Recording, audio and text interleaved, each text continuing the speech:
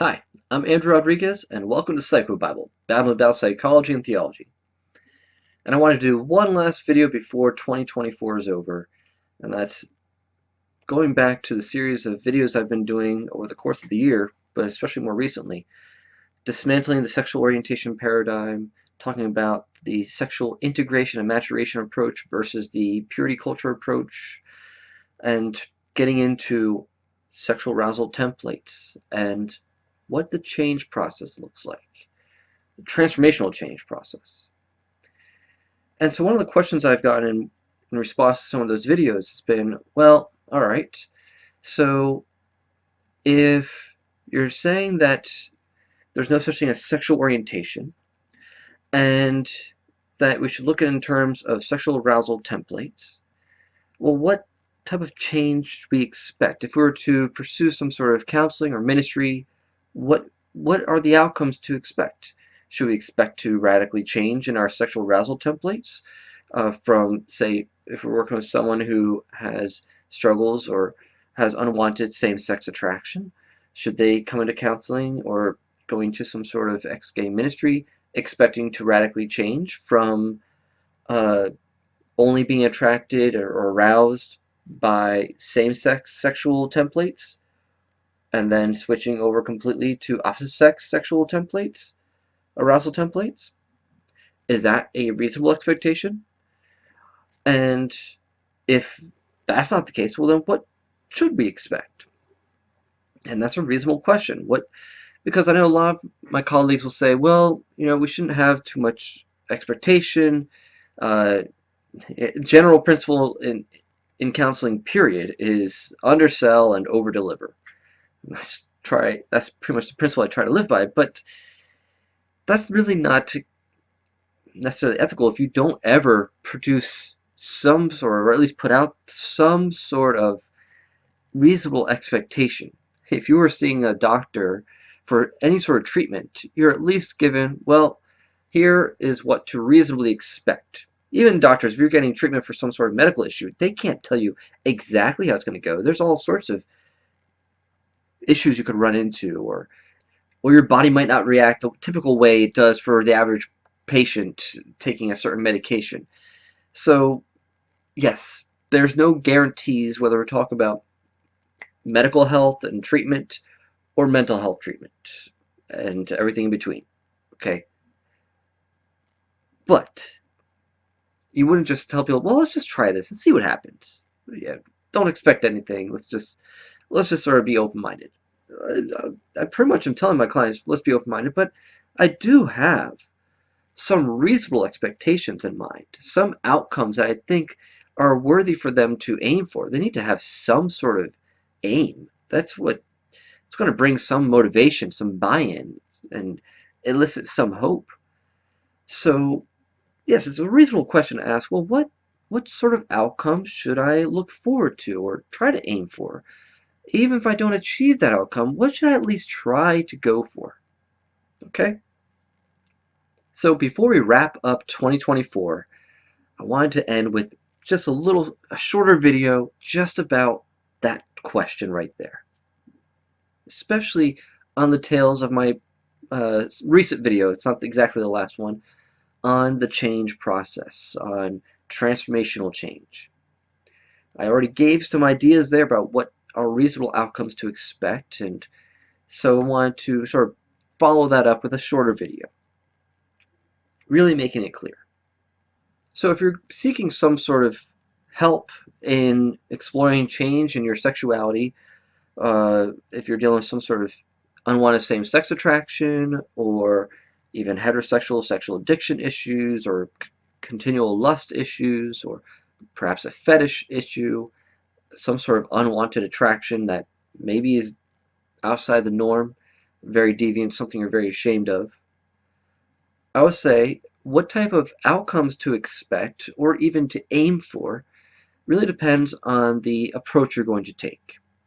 So, like I mentioned in the video on the transformation process, there are two types of therapy approaches, and I would also say self-help approaches and ministry, pastoral counseling approaches. One is going to be a discipline type approach.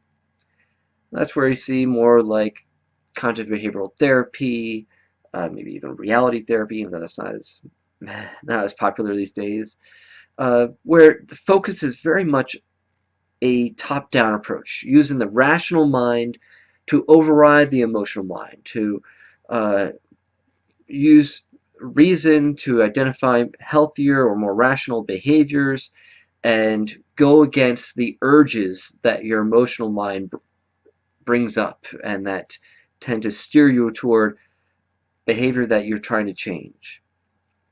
So it's what essentially is a top-down. Empower the rational mind to gain some degree of sanity and sobriety of some sort. So I would say this is very similar to what you see with 12-step recovery, and a lot of your addiction recovery models are about getting accountability and changing your habits and come up with a new routine, disrupt your regular lifestyle, do something new. And so it's a discipline type approach.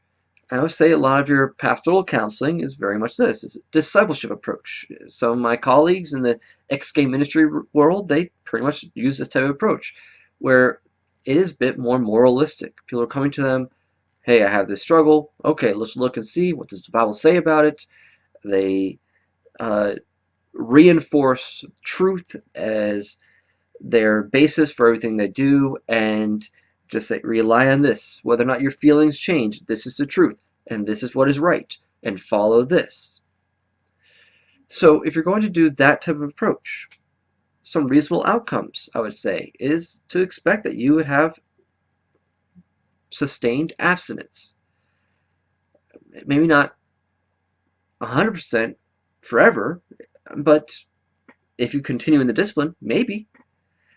So this is an approach that really relies on effort over a long term, and you need to like replenish those efforts continually. So because it takes energy to take a disciplined type approach, it's going to take a lot of energy.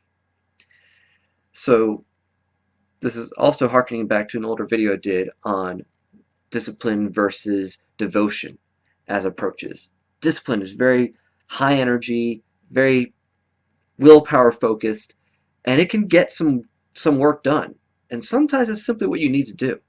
You need a real kick in the pants sometime to get some ground in. And I would say when I'm working with someone, they're dealing with more of an addiction, or they're just doing all sorts of out of control behaviors, sometimes they need to take this approach first. They need to gain some stability.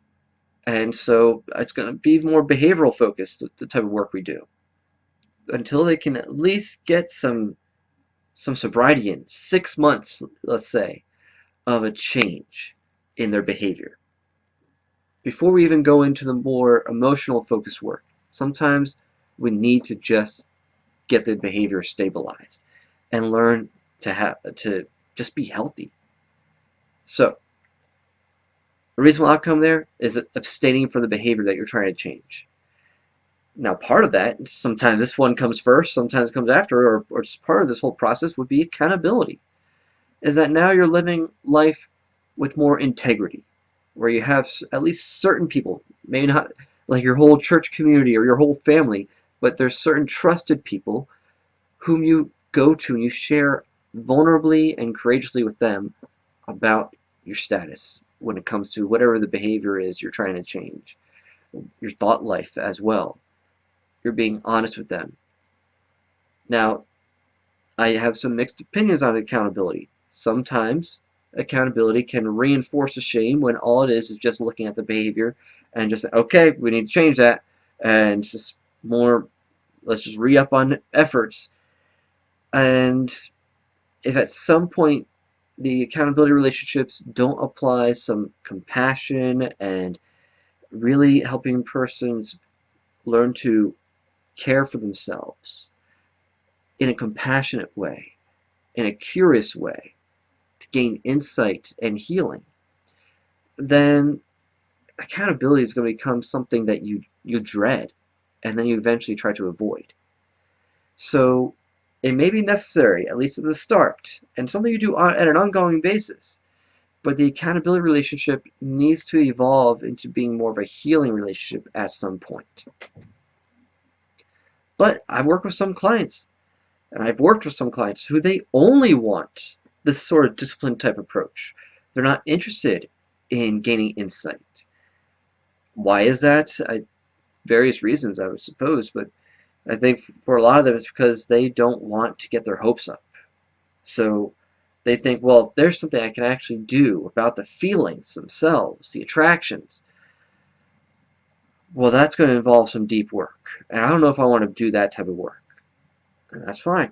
It's up to you. Not everyone is ready to do the deeper, harder work that's involved in the greater levels of healing. So some just want help with stopping a behavior. And so I might help them with that to a degree, but I let them know part of the work I do is changing the emotions to help change the behavior. So I might not be your guy. If you come to me for counseling, you're like, all I want to do is just stop this behavior. There's a million other therapists who just do regular discipline type cognitive behavioral therapy, or self-help groups, or pastoral discipleship that can help you with that. And you can exhaust your resources there. But I think you're going to hit a wall eventually if that's all you do. So that's what to expect, in my experience, if you're just going to do more of a disciplined type approach, where you only want to just change the behavior. And you're like, well, as long as I'm abstinent, then I'm happy. I'm good. That's good enough. I'm meeting the minimum requirements that God has for me. Okay, fair enough. And that actually is a necessary first step for a lot of clients, even if they're going to be doing the type of work that I do with them, which is going to be a more experiential approach. Now, before we move on, even in this discipline type approach, insight may even be possible. That may be an outcome you can expect, where you can expect to gain some insight into why you do what you do, and what are the underlying causes and the underlying wounds and the core beliefs. I do think that's a possibility. However, insight alone does not change you. This is kind of the old school psychodynamic approach, or at least the Freudian approach, was that once people gain insight, they have some sort of cathartic experience, and then things will shift just as a byproduct of that. That is possible for some people. I myself am kind of like that. Once I get something just cognitively, it has a major impact then on my emotions and my behavior. But my experience has been that's not the same for most other people. Usually, we need to target the emotions and behavior for the thoughts to change. And so just gaining insight, having clarity about something, usually isn't enough. Knowing why you think, feel, and act the way you do is not sufficient to change. So even if you're someone who is really good at understanding why people do what they do, but you're only trained in those discipline type approaches like CBT or just discipleship stuff, you might find yourself starting to get frustrated. Like, well, we know why. It's because you got this dynamic with your mom, or we know that you were lacking affection from your dad growing up, and that's why you seek out these relationships with guys. Like, you may have the insight that explains it, but if you're not trained in the other approaches, you won't see the change in your clients or the people that you're mentoring or discipling or pastoral counseling. I've had to deal with this as a group leader for years, running a support group for guys. We mostly did the behavioral approach, but I also included insight, and I was really I'm good at helping people connect dots. I love when people connect the dots. It makes sense, and it's a powerful experience. But time and again, that wasn't sufficient for there to be a change in even their behavior, let alone their emotions. Insight just at the cognitive level is not enough. It needs to go deeper. So that's why I was talking about in the video on transformational change, that we need to do a more experiential approach, where you're not just getting the insight, but you're going into the emotional beliefs, the emotional schema at the root, And then you're juxtaposing that with a new experience. The therapeutic relationship itself, some sort of reprocessing technique, some sort of like actual relational experience, getting to know other people who just totally upend the schema you've had, and being vulnerable with them and courageous with them and experiencing actual love and kindness and compassion that has the capacity to undo the schema itself. Also being trained in how to show compassion to yourself. So there's all these other techniques that can help bring about a deeper level of healing. So aside from a discipline type approach, there are experiential approaches, such as being trained in mindfulness. Right there, I probably triggered a whole bunch of evangelicals and fundamentalists. Okay. Watch my other videos on mindfulness and changing your thoughts. All right. There's a biblical approach to this that is vital. We'll get into that more in another video, though. Emotion-focused therapy or schema-based therapy, trauma-focused therapies. These type of therapy approaches, which there's a variety, I'm not being exhaustive here, are more experiential. Group experience, retreats, actual groups where it's not just accountability and just sort of saying, here's what I did, okay, work better at it, or just like a class where you're doing a book study. No, an experiential group where you're really processing with each other, like a process group actually. You're really getting in there at a relational level with each member and sharing authentically with each other, even how you are feeling toward each person in the group, as difficult as that may be, so you can have authentic communication and work on boundaries and conflict resolution skills. A well-facilitated group experience is a powerful approach to take. And then, of course, inner healing ministry, such as Leanne Payne's type of listening prayer or pastoral care ministry approach, or Theophostics, which is now called transformational prayer ministry, where they go into the behavior you're trying to change, go into the emotional roots, you pray, see if God has any insights that he brings in and healing he brings in. You bring it to God. This is the main type of approach we take. Leanne Payne, listening prayer, healing prayer. That's what we do in Desert Stream Ministries' Living Waters program and Cross Current, which I'm a facilitator of. So these types of prayer ministries are experiential. It's not just, I'll pray for you, and then you say a little prayer at the end, God help each person with this issue, this issue. No.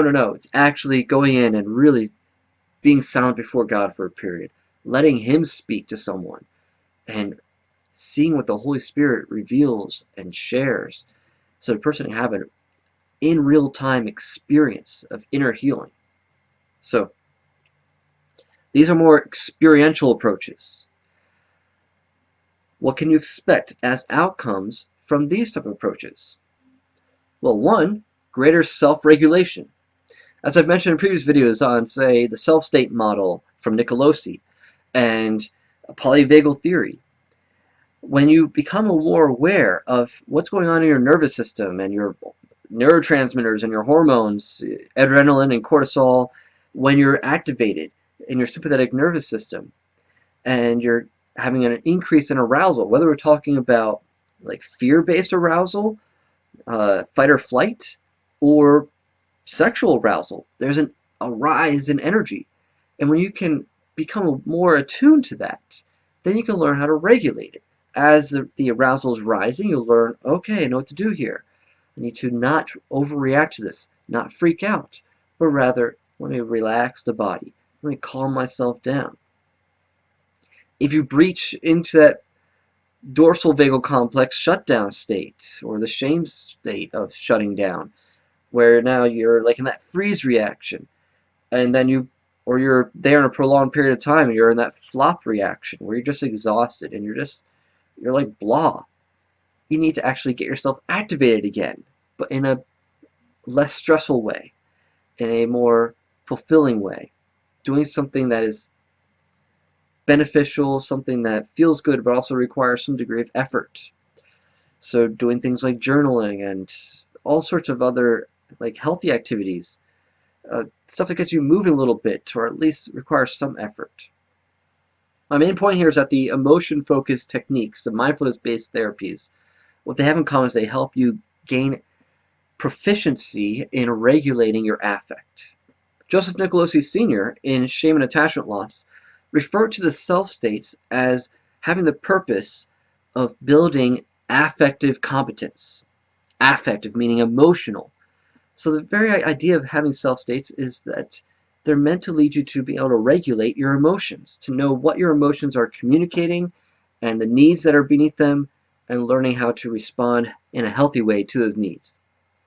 That's essentially what schemas are, and mindfulness-based therapies and emotion-focused therapies. And what we know about attachment is that attachment is the internalization of the emotional regulation from your caretakers. So we were talking in the previous video about how your sexual arousal templates are the eroticizations of your attachment style, and that God has a plan to bring you into more secure attachment. And basically, there are approaches we can take to heal attachment wounds and attachment losses. So, a more experiential approach should result in greater self-regulation, meaning you're able to identify your feelings, feel your feelings, and deal with your feelings. And I'm going to go out on a limb here, and I would say, and we actually have evidence to back this up, so I feel good saying this, is that another reasonable outcome of an experiential approach, not necessarily the discipline type approaches, but an experiential approach, is a decreased intensity of unwanted sexual arousal templates. We actually have some research we've just published showing how even with some brief interventions, the sexual arousal templates can radically decrease in their intensity and emotionality, even if the vividness, the awareness of the template doesn't change. So I have a future video I'll be doing on that very study that we published. Now for those with, say, same-sex attraction or any other sort of fetish issue, the big question is, will I change from being attracted to this to then being attracted to what is most normative, to what actually is God's design and intent for me? Will my attractions change to that degree, switching from one to the other?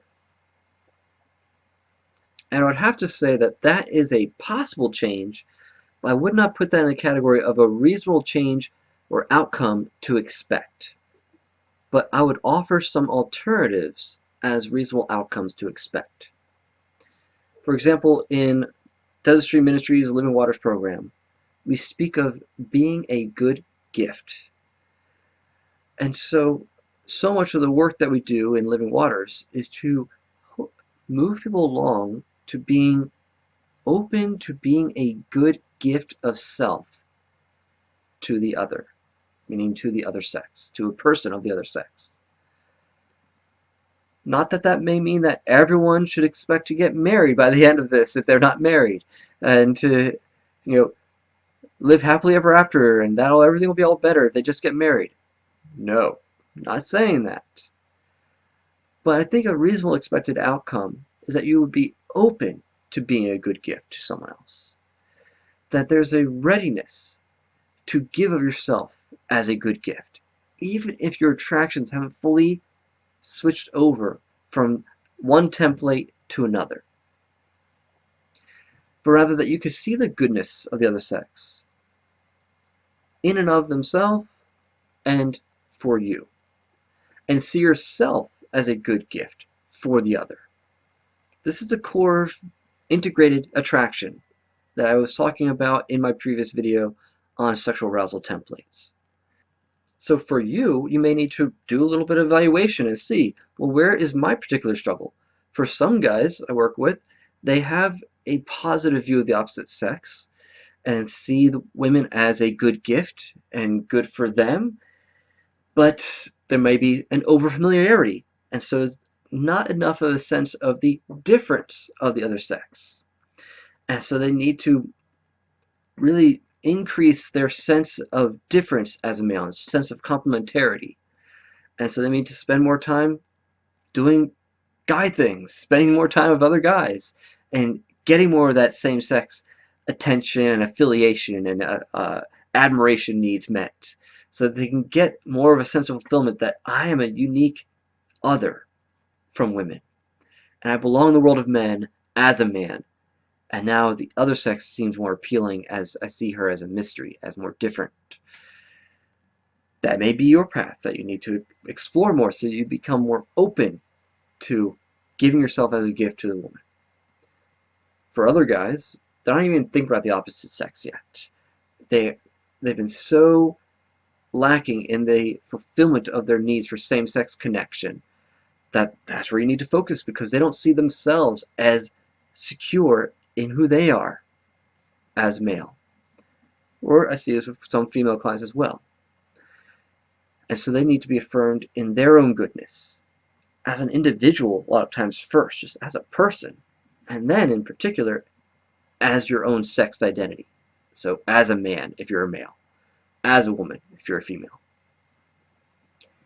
Now, if there's no other issues with relating to the opposite sex, this is where you may find that spontaneous attractions to some of the opposite sex may emerge. But this is also where you might find some more underlying issues to work through, where now there might be some anxiety about connecting with the opposite sex, particularly if you've been shamed by some of the opposite sex growing up. So this just reveals other layers to keep working at. And so an experiential approach can help heal more of those underlying issues. Does it mean that the attractions will totally change from one to the other? Not necessarily. What we may find is more of an umption, more of a readiness to offer yourself as a good gift and to live authentically, which means to actually be courageous with your future spouse in sharing about your struggles, but also your victories. So that's why I don't encourage people to rush into looking for a spouse if they're single, or even rush into sharing with their spouse if they've been dealing with this secretly for years. There's a period of growing in some stability before doing that sort of disclosure. But at some point, it does need to happen. Because we don't want to just act like this was so terrible that if I share this, it's the end of the world. But rather, this is part of my story. And true intimacy is me being vulnerable with my story and connecting in a deeply transparent way with someone. So, the openness to being a good gift is what I would say is a reasonable expected outcome of doing the deeper work and more experiential approaches. What this looks like for you may vary depending on what challenges may be there. But I hope this gives you a little bit of a roadmap of what you may need to do if you want to achieve the greatest potential that you have in being the good gift that God created you to be. So I hope this gave you something to mull over, think about. I wanted to keep this brief, not go into all the things to expect in counseling, but just get some basic ideas. So maybe you could start off the new year with some goals that are a little more reasonable for yourself, but also a bit more challenging. Stretch yourself, test and see what God can do in your life as you take some courageous steps. And as we wrap up this year, I just want to send out a big thank you to everyone who's been viewing my videos. I do have a few people who've been supporting me on my locals channel and give me monthly donations there. I'm just flabbergasted. You know who you are. I'm not sure if you all want to be named, but I really appreciate the generosity there. It might not amount to a ton. It's not like enough that I could quit my job, but it's 3 people donating a little bit, and that is just a good gift to me, and I really appreciate that. So I just want to make sure I acknowledge that before I go any further. If you would like to support the work I do, maybe make it a little more feasible for me to actually take a little more time off so I can put more work into these videos, that would be amazing. You can go to my locals channel and you can support me through there. Otherwise, I want you to know that I love doing these videos for you as a gift.